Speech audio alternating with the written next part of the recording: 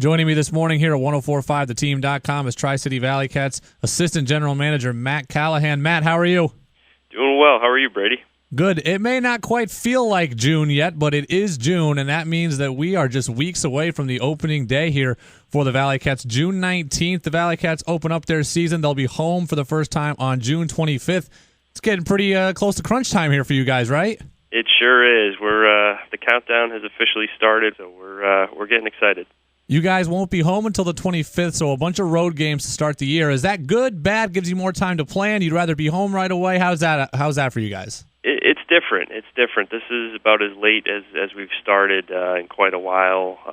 I think it's good on the prep side, gives us a little bit extra time to fine-tune the stadium, but you start getting a little anxious, and it's nice to at least get a couple games earlier in June to get things going, but we'll take advantage of the extra time. I'm sure you guys will expect a huge crowd for for the opening series. You always do, but you're bringing in the Staten Island Yankees, so you're playing a Yankees affiliate, so that's going to be even bigger, I would imagine, right?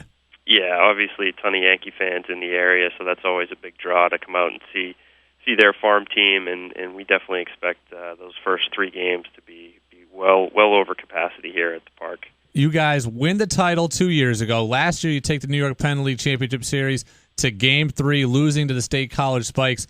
It's great for you guys. I know you've told me in the past that you guys try to be great in the ballpark and great, and the fan relations side, regardless of how the team does performance-wise. But the team being so good has got to be great for you guys overall. Yeah, no question. I mean, we try to create an experience that's going to be enjoyable for folks, whether we win or lose. But when the team's winning, there's just an extra buzz in the ballpark. I think it plays with some of the diehard baseball fans in the area, get more invested when the team's having success on the field. So, we certainly will take that. It's always more fun to come to work when you're in the middle of a 5-game winning streak as opposed to the opposite. You guys are bringing back Coach Ed Romero, right? And then the same pitching coach Chris Holt and same hitting coach Russ Steinhorn, right? So good continuity for the organization? Yeah, I think you hit the nail on the head. I mean, continuity at the coaching staff is about as much as you can hope for in terms of the on-field product down here. So it's great to see Ed coming back with his staff, and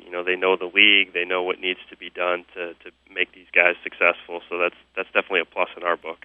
The draft starts next week, June 8th. Next Monday, the draft starts. We've been focusing a lot about it here at 1045theteam.com because of Niskayuna standout Garrett Whitley and where he may go, projected as a first-rounder.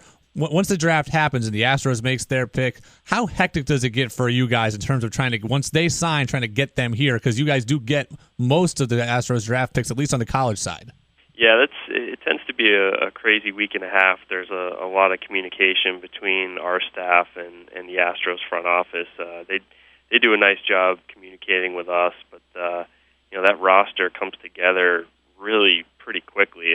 People ask us all the time at this time of year, how's the team look? And the true response is we don't really know, because until those picks are made in the entry draft and Houston starts signing them to contracts, we really don't even know who's going to be here to fill out the whole roster.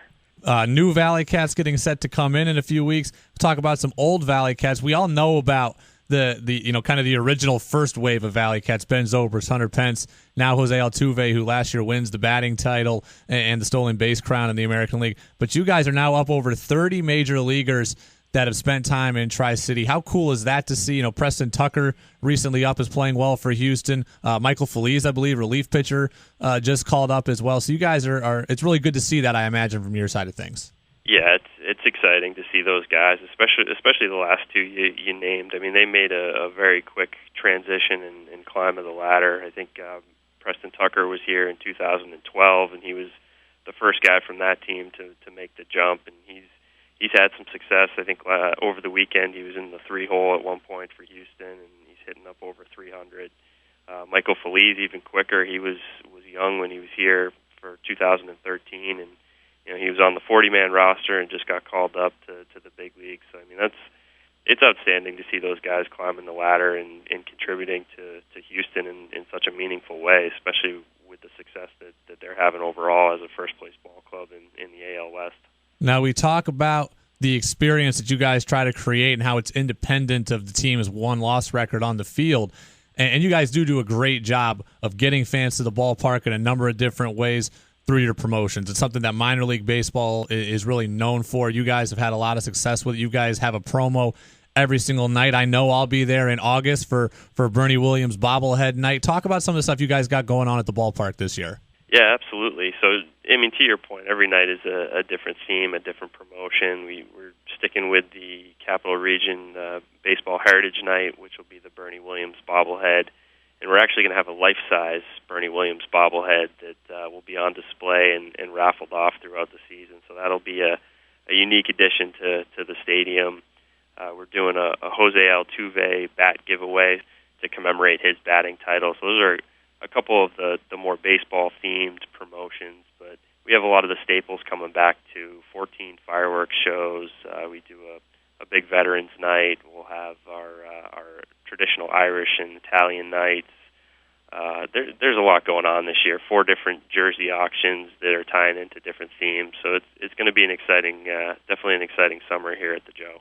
Any new stadium improvements? Any new vendors in? What are we looking for at the stadium this year?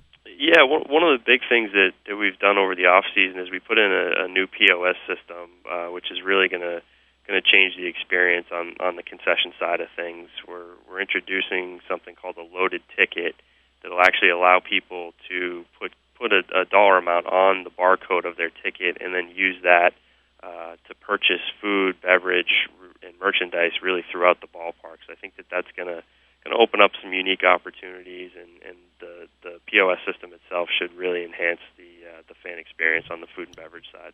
A lot of things going on at Joe Bruno Stadium this year. The ValleyCats season is just 3 weeks away here. The home opener, June 25th, Staten Island Yankees in town.